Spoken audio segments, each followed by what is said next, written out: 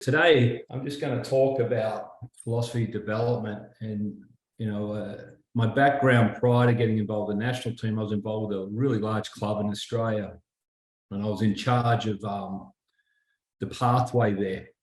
So from under 12s, there was a representative part of the association. The association had 6,000 kids. And then from that, we used to pick a representative chapter of the association, which had about 35 to 40 kids, 40 teams, excuse me, starting like 12 under 12 teams and just pyramiding upwards. So I have a really good feel for the club system, the development system, and I've stayed away from stuff that's too technical. I just want to give you some ideas and thoughts on what I think can help you when you're putting your philosophy together. I think it can be a trap. I think when I was a young coach, I started off worrying about offense, defense, and that's important. But really your messaging and your ability to connect with your players and your ability to get them to connect with one another is probably more important. So without further ado, let's get stuck into it. If there is questions, please interrupt.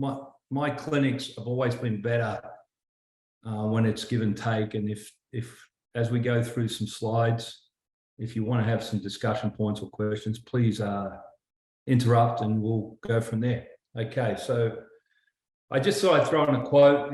I've been exposed a lot to Asia, done a lot of travel through Asia with basketball, and Japan is definitely on the rise. And I put this quote in, and I think this is really important. And, the second line, I guess, learning, however, is not just reading something, but rather it is something we integrate with our own various ways. And I really want you to think about being discerning and taking whatever I give you today and think about how you're going to integrate it.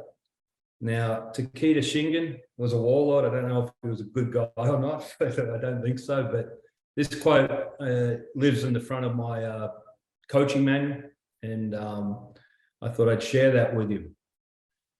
First thing, I think you need to establish a coaching model. Now, this is mine, all right? So when I was running that club I spoke about, and I've kept this with me, all of it doesn't really apply to the level I'm coaching now. But whenever I was involved with the junior national team or coaching youth basketball in Melbourne, this was really important. And, when you're in charge of younger players, you're a role model. So your ability to influence the character is important. I think coaching kids now, you have to coach effort. I think kids now have a whole lot of no money fun. Kids don't do the no money fun anymore. You don't see kids playing on the street, organize their own game of, excuse the sporting example, cricket or rugby. Most kids now have got screens. They interact through screens. You don't see them just playing games with older kids in the neighborhood.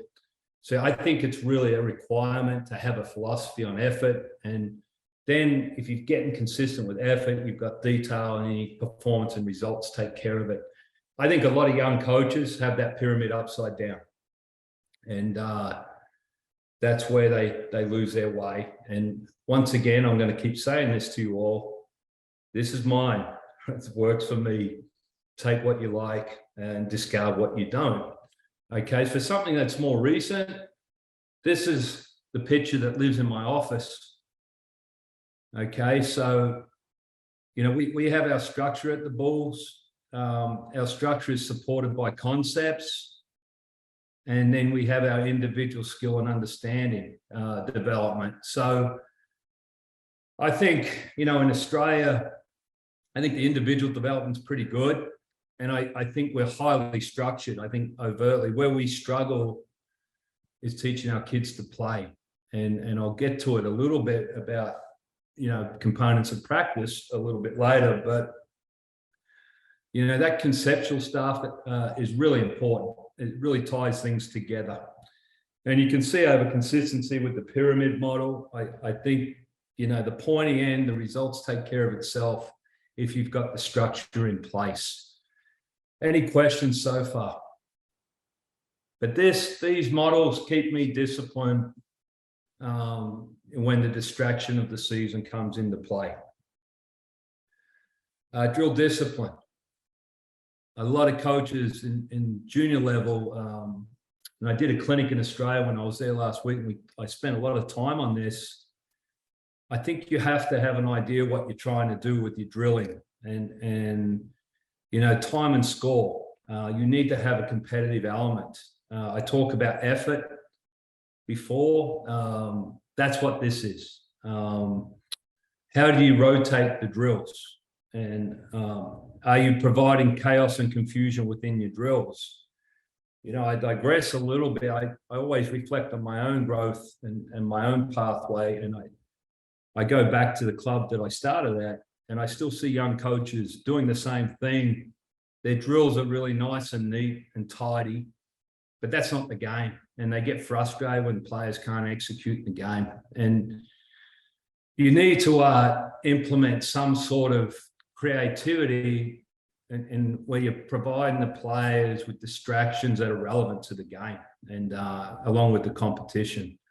The teach and correct, you really have to deliberate.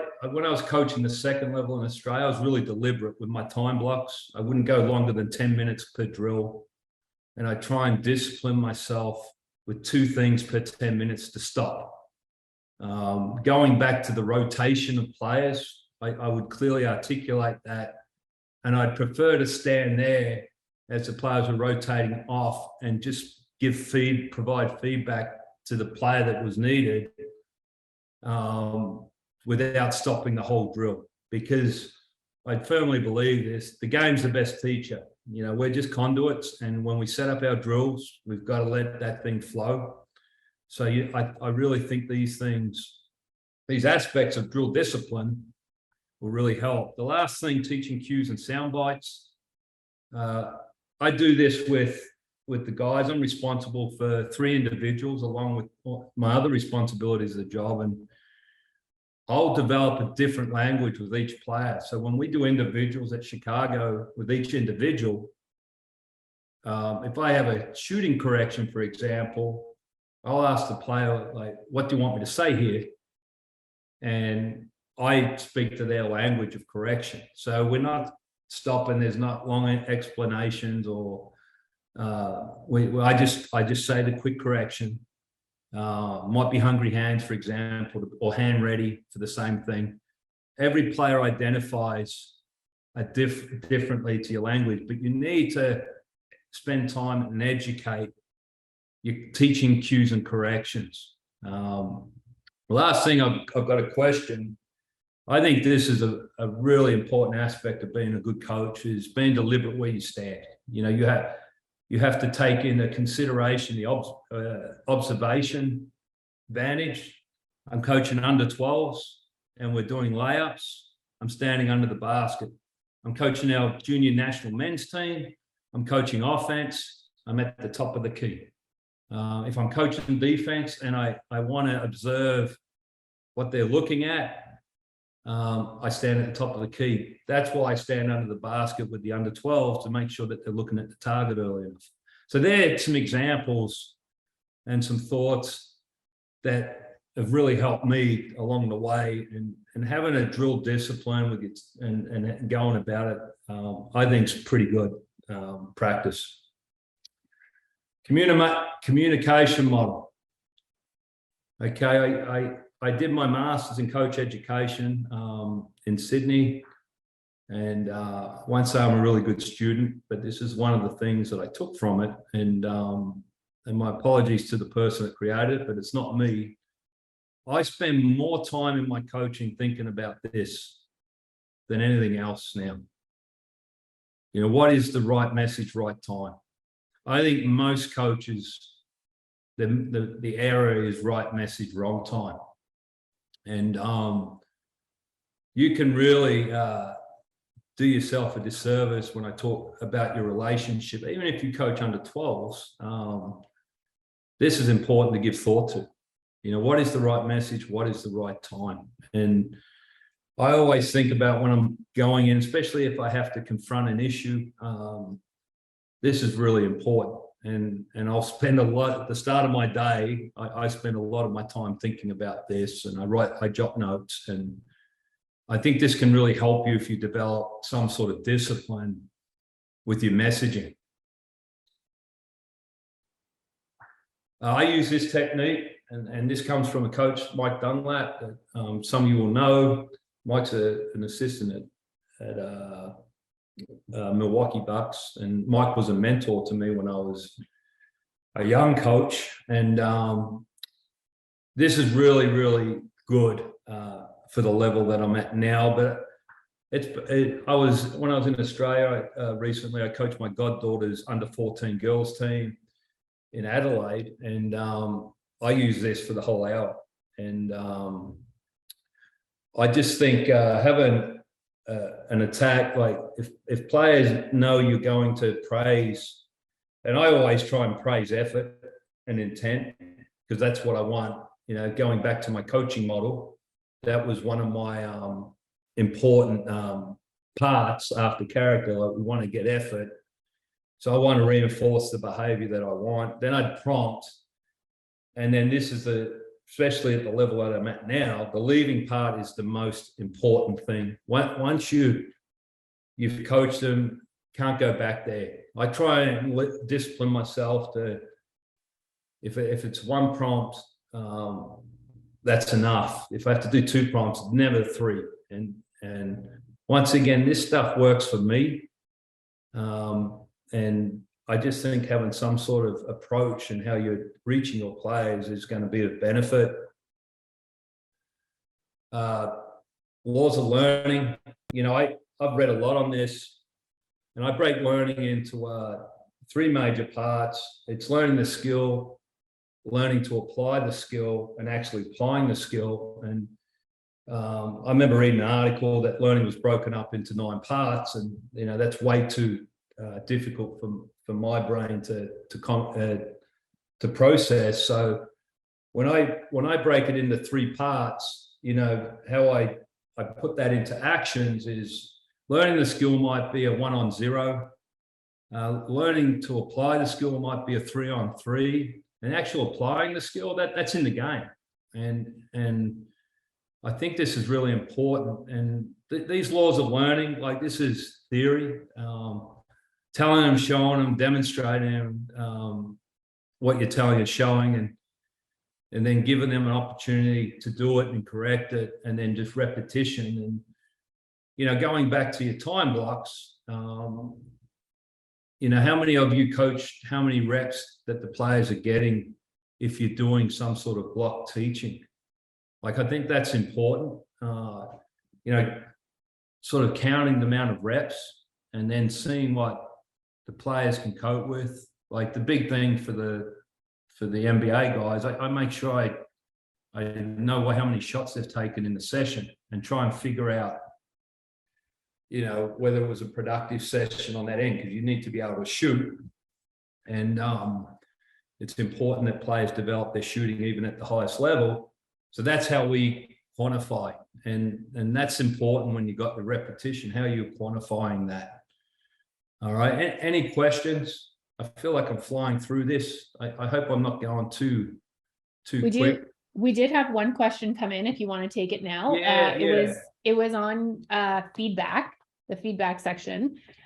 Just kind of looking for an example of can you give us an example of how you would give feedback to maybe your U14 team versus how you might give feedback when you're with the Bulls? Well, it's not that similar to this sort of thing, but I'll use a direct example from coaching my goddaughter's team, and it was my goddaughter. And we're doing weekend layups, and I said saying it's good you're trying to do the left-hand layup, but you need to look at the target earlier. And then I left her, and then I just sat back and watched her, and I stood under the basket to watch her eyes. And one of my cues for that was early eyes. So I didn't say anything that time. And then she did it. She still missed. And then I just walked past her. She was rotating as I was walking to another line. Keep working at that. That was good. And that's the simplest instruction I can give. And that sort of fits with what I talked about, my philosophy as far as, the praise prompt leave. I think it's a pretty positive way to communicate with players. You don't want to overdo your compliments. I think that's one thing I'll say. I think in Australia we went crazy with it, and then we turned back the other way. And I think we have similar cultures in that way. Now we're trying to be a little bit more deliberate, like praising the behaviour that you want. Is that thorough enough? Did I answer the question? Yeah, I think that's great. Thank you. Danny, I'll just jump in. If somebody asks a question, just please jump in. Okay, will do. All right, timing, training time blocks. What and how do you spend your time? I talked a little bit about drill discipline. I talked about counting repetitions, your effort versus reward. And I talked about the evaluation. Now, I've given an example. I coached the G League team at Chicago, and I really enjoyed the experience of it. And, that's sort of basketball. You don't get a lot of practice time. You get enough time to do individual instruction. But going back to what I spoke about teaching players to play effort, and that was a development league. These became our 5 components of practice. We'd warm up, whether it's individual practice with the block teaching, we might do 5-on-0 offense. And then Australian teams like to play quick. So I always have a running drill in there. That's a cultural bias that I have. I think that's important. And then this is something that, we talk about this a lot with the Bulls. We're starting to do more one-on-one. I think one-on-one's the best teacher of the game. I think if you've got players that understand their strengths and they know how to exploit weaknesses, that's important for their individual development, and that helps the team. You can do a lot of shooting, spot shots, shots off the move, but if they've got to make shots with a competitive defender, that's better for development. The 3-on-3, I talked a little bit about the conceptual play before. That ties your individual skill development and your 5-on-5. 3-on-3, 4-on-4, 2-on-2. I like 3-on-3, but that really helps with that. And then the 5-on-5. I know in Australia, I don't, because you're time poor, and I'm sure you are the same with your junior teams. The actual time, I think it's a trap to get caught up into just trying to do drills. And I use myself as an example earlier on about, I used to have these great practices and looked really good, the team, but we didn't get transfer into performance when we played. It wasn't until I had a little bit more of this stuff, the 3-on-3, 5-on-5. But the reality is sometimes you're going to have bad days. The practices do get chaotic. I do think as players get older, you can spend more time on this and less block teaching. The younger the player, the more block teaching. But I go back to that under 14 girls team I coached in Adelaide. The coach of that team, she's done a tremendous job with those kids. They all love to play, which I think is number one. They're all willing to do what I asked them. So they've had a positive experience in the game. But when we started, I did some layups, did some competitive layup drills with some interference, and then we started playing some one-on-one, and then we did some running drills. The coach was interested. He goes, I'm not sure if they can do this. And I go, well, on the weekend, that kid's going to dribble with her right hand anyway. That's what she does. So she's going to do that. And that's what happens at the pointing end with the players. End up, when they get put under pressure, they're going to do what they do. And it's really important, I think, with development, that you setting up your training environment where players get to understand their strengths, because I think cultivating strengths is a big responsibility of your development when you're working with young players. Any questions on time blocks? Once again, we've got one. Go ahead, Danielle.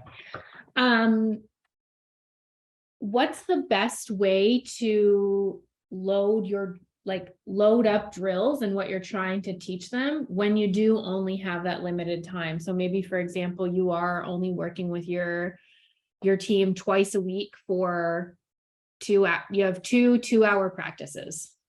Yeah. So I think you've got to sit down and allocate your time blocks. What do you think is important?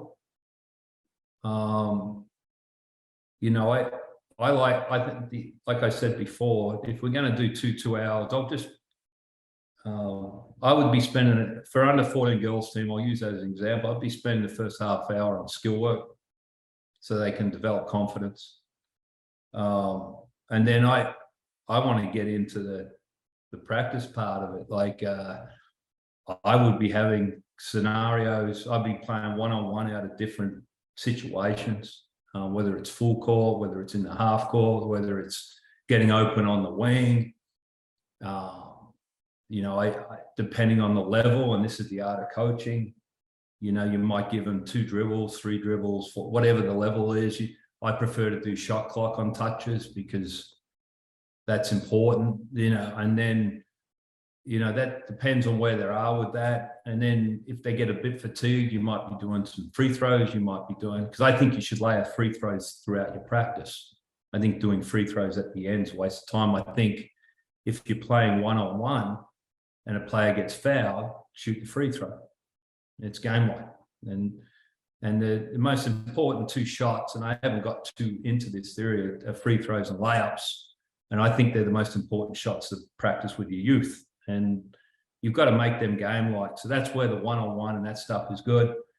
The 3-on-3, when you're teaching conceptual play, and I would just be creative with my time blocks. And then I want to teach 5-on-5 with the game. And the reality, though, if you're coaching youth basketball, it's very rare that you're going to get 10 players. I'm sure that's the same in Canada that it is for Australia. That's why having this sort of formula, and if you know you're getting an hour's worth of 3-4 aspects, 3, 4, 5, and then you've got an hour's worth of skill teaching, or 45 minutes of skills teaching and 15 minutes of running and up and down. And when I say running, I like to do continuity decision-making drills like 3-on-2, 2-on-1. There's a lot of those drills you can just get on the internet and go through that. But you're going to have to break that up with some rest and some teaching. And I try and simulate those times. If I run them, young players, I'll try and talk to them before I, you know, like it's a timeout, even though it might just still be on the court, but I'm trying to educate the kids to listen to instruction. And I, depending on how long I've been with the team, but I might set the drill up before they go get a drink. And then I'm coaching accountability to see that they're listening. I think that's another important skill to integrate within your practice. But whatever your time blocks you choose to do, I think you need to be precise. You need to count the reps, and then you need to evaluate. Like, we did this drill for 10 minutes and I stopped it too much and we didn't get enough reps. So you go back to that drill, you do it for 10 minutes, you stop it less, and then you realize it's not a bad drill. You've given it a name, and then the players know how to organize it. I really feel strongly about when you're integrating drills into your practice. I just teach them the drill to begin with. You know, if we've got a running drill of some form, an advantage, disadvantage drill, like a 4-on-3 or a 3-on-2, I'll just get the drill part down for that night. The following session, I'll teach in it, because I'll put the drill in and it'll be messy, but I just want them to get to understand what the drill is, the rotations. I put the score in because I think it's important. It's important to me.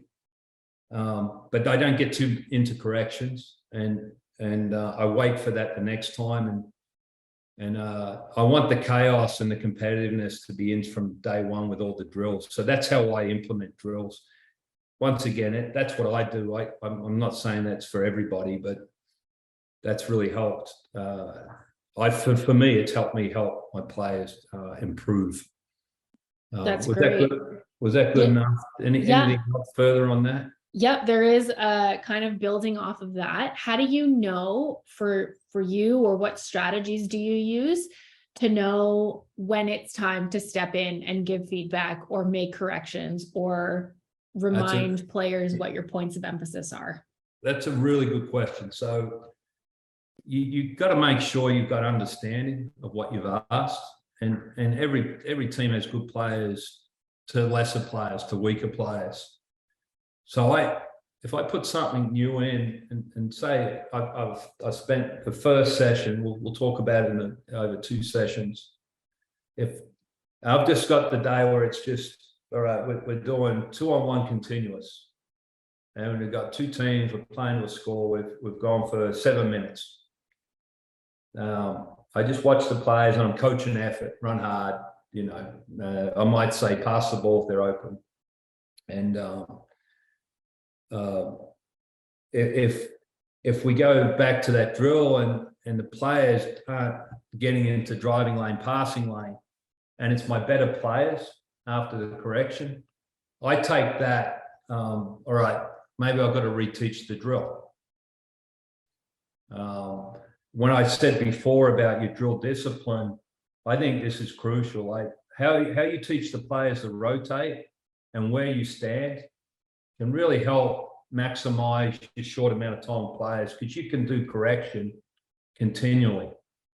And I think where you stand, if they're coming, if you're doing a 1-on-1 continuous drill from the top of the key, you're standing near the top of the key and you talk to the player that comes off about, the defensive stance, for example, and then but the whole group doesn't need to stand it. Now, if you're doing a closeout drill and you had some sort of idea of where you're trying to steer the ball and 3 players screw it up and 2 of them are your better players, that's when I think you've got to step in and you've got to evaluate, going, well, mate, is this too advanced, or I didn't explain it well? And you just got to persist. You got to figure it out. And I think that's the art of coaching. That's where this stuff, what we're talking about, there's no real one way or right way, but I'd always watch the better players. And if they had it, because I'd try and coach up to their standard. I think we make mistakes, and I haven't planned for this, but it's a good question, because I think a lot of young coaches fall into a trap of coaching to the weaker player in the group. I think you're doing that player a disservice. You're definitely doing the other players a disservice. You might have to spend a bit more time with that player, but goes back to how you're organising your drills, and you're still allowing your better players to develop, where you can talk to them on the side. You might have an assistant coach that can demonstrate a little bit more on the side, but that player's got to catch up, and that she or he at any sort of level is going to be a benefit for that.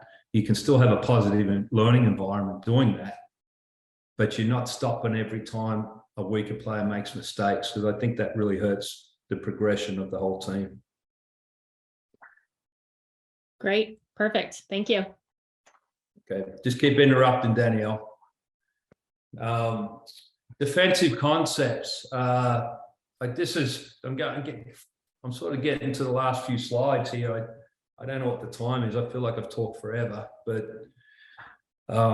think of questions if you've got them, please.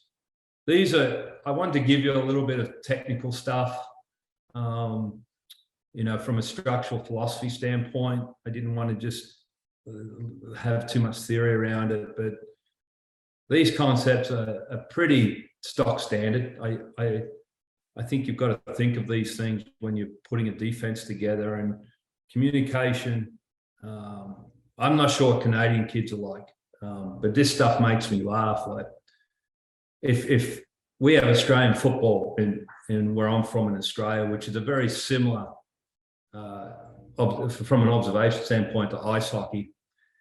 Those kids really communicate well, but when you put Australian kids on a basketball court, they stop talking. And I'm not sure if it's because of the physical nature of the sport or whatever, but I always liked how the Australian footballers would communicate. And the basketball kids, this is something that, and we talk about it at our level, like, you know, driving that connectivity amongst one another, you've got to have some sort of communication discipline.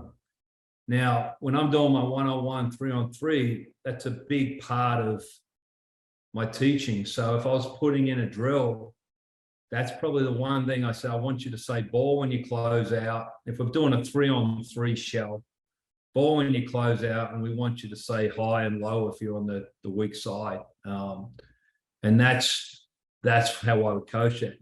Ball pressure, you know, what's your theories on ball pressure? I think you need to have them. I think some players don't need to be guarded as much as others. You know, the lower the level, I think you've got to be consistent. You're not really worried about the scouts. You're worried about teaching the right way. But you have to have that. Gaps filled, you know, your off-ball positioning is really crucial.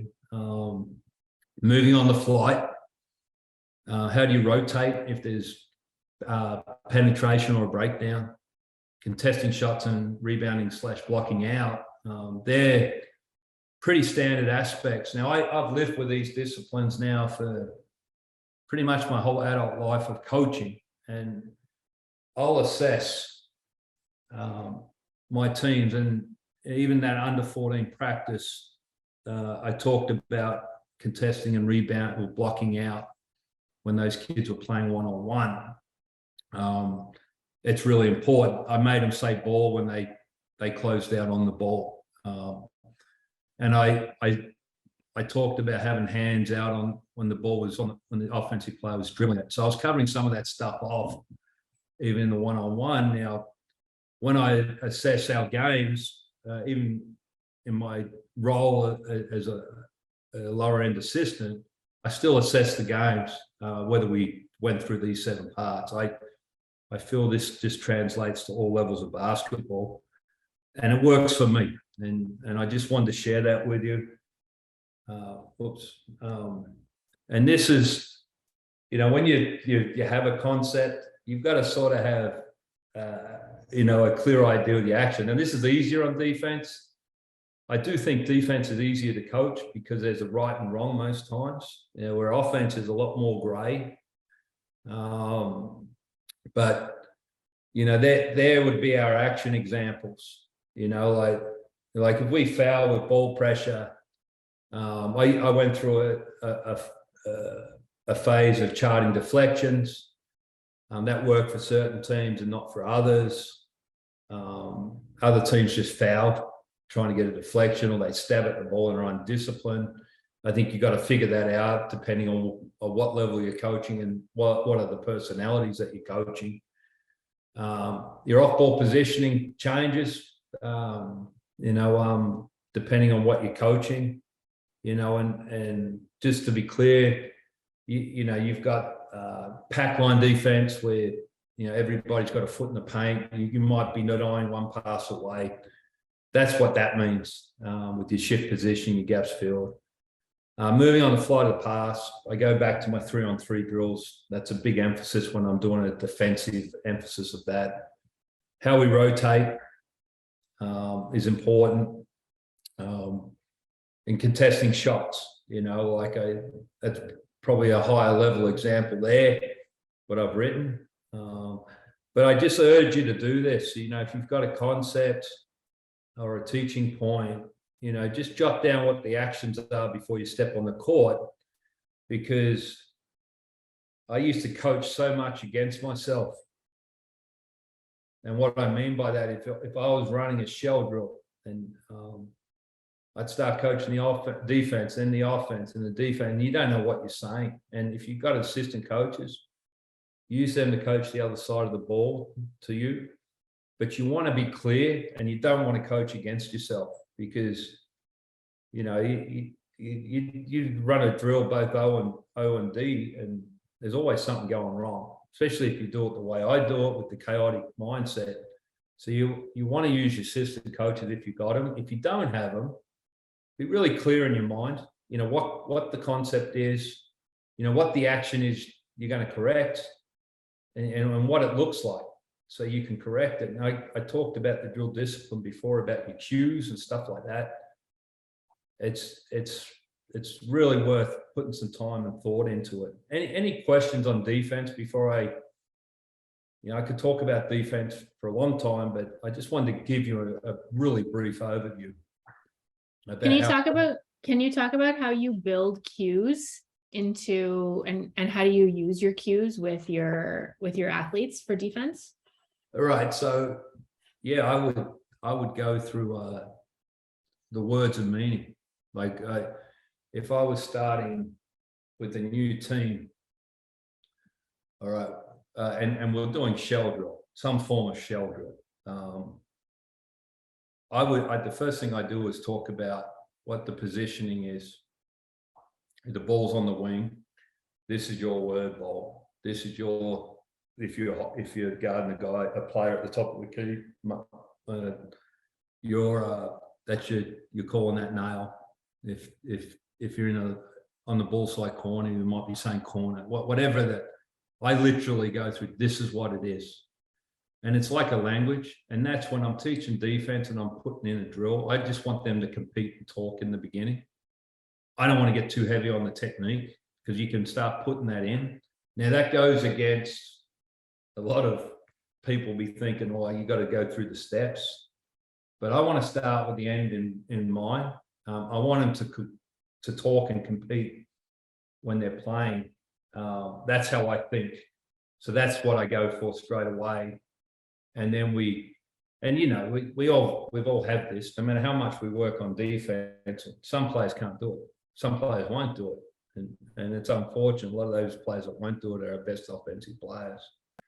So, like the talk and compete is really important. And that's how I put it in. Now, if we start talking about defending pick and roll, that would fall in the component of small group work where we're going 3-on-3. Before I start teaching the technique of it, I make sure they understand the words. And I know this in Australia. I feel like we don't do a good enough job in Australia with our communication, how we teach that. And I do think it would really help our elite pathway if we get better at that, get kids comfortable with it. Australians do it. Like I said, if you go and watch an Australian football game, they don't shut up. Like they talk. So it's just the culture of the sport versus culture of the country and how to mesh those together. But that's how I do it, Danielle. And I think that's number one on my list here, communication. So, and then number two is the ball, because that's what does all the damage. And then to support that, the team, we have 5 players guarding the ball. And then that's where 3, 4, 5 sort of fit in with that. And then finishing to secure the ball is contesting and rebounding. So that's the sort of order of those things. Great. Thank you.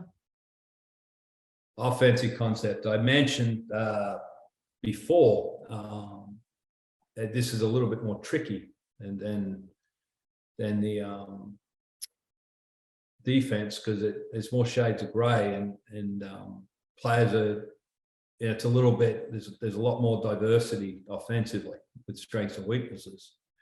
Defense is not so much. Starting point, how do you inbound the ball? What are you doing off missed shots? Once again, all relative to the age of coach. I go back to the running drill I spoke about. If it's a missed shot, we want players to get wide and pass the ball up the floor. That's all I want with under 14 girls. All right. It'd probably get a little bit more technical with the concepts if we're coaching the national junior team.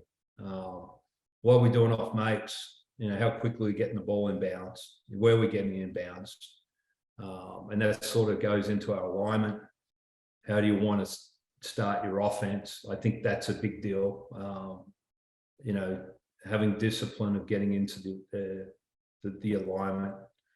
You know, if you're trying to fill corners, that's a pretty easy thing to assess. You know, Australia, we have a lot of teams that we have a real continuity culture in Australia, and a lot of them are high and wide alignment, so they don't really run.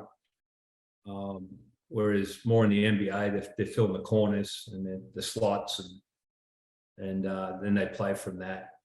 Entry point, you know, like where do you want the ball to start with your offense? Like, I think that's a big deal. Like, the first pass, I think, really has a big influence on the possession. If the defense dominate the first pass, they have a greater chance of winning. If the offense get the ball in a good, usable spot on that first pass, the chances of them getting a good shot is important, is going to increase as well. Shot priority.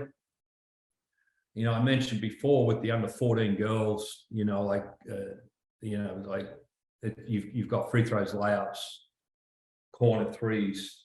Now, I'm not worried about corner threes. But then the next thing is non-corner threes and then mid-range too.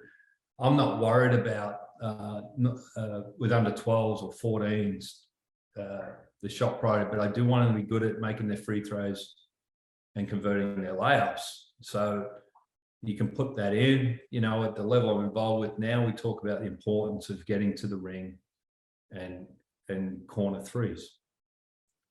And then your concepts and structure, like, I think these are aspects that you have to give thought to. It's hard to be great at all these things. My teams have always been poor screening because I've placed value on how we space. You know, I like to put the ball on the floor, and then off-ball movement with the cutting. And then your finish point. For a lot of years, I ran a two-guard front type offense. My theory on that was, you know, we always had safety getting back on defense with two guards at the top, and that is a benefit of that.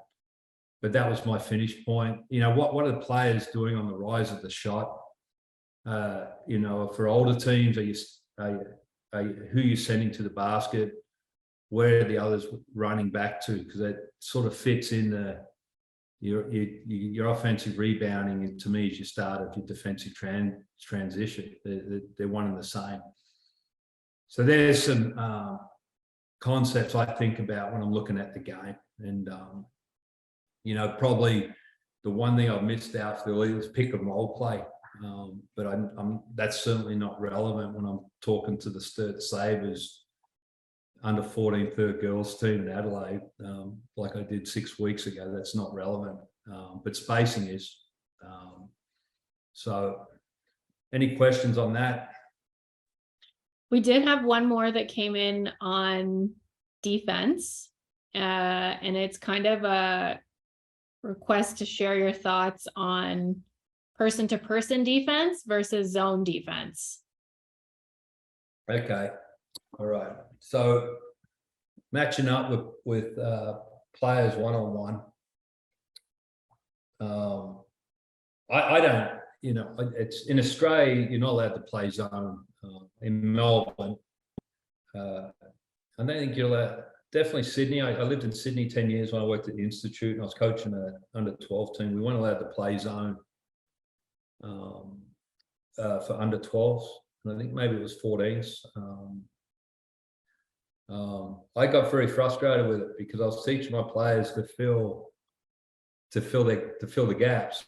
So we'd have a player protecting the basket. We'd get pinged for zone infractions all the time, and so my answer, whether it's person to person or zone, like both have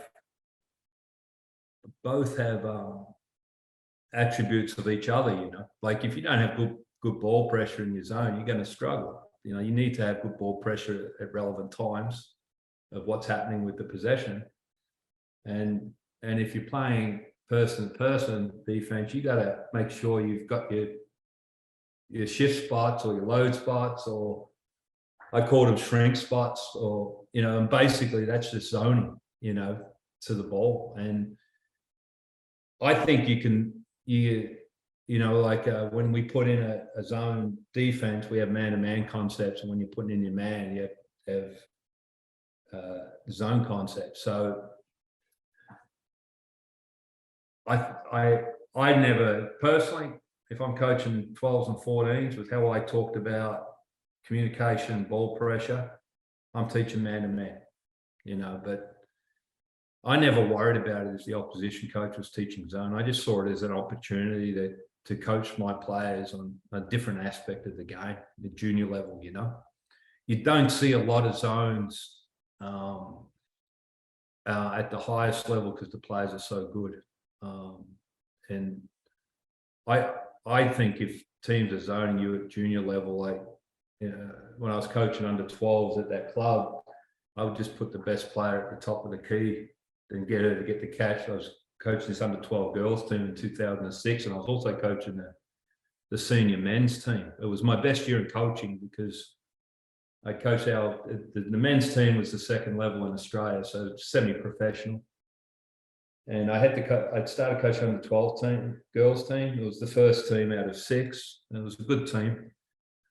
But we'd play Saturday night with the men, and, you know, no matter how we came, I had to come in the morning and coach those girls, and they didn't care about the night before as much as I did, whether we played good or bad. I was a young, angry man back in those days, and I really learned a lot about communication and the importance of it by senior men.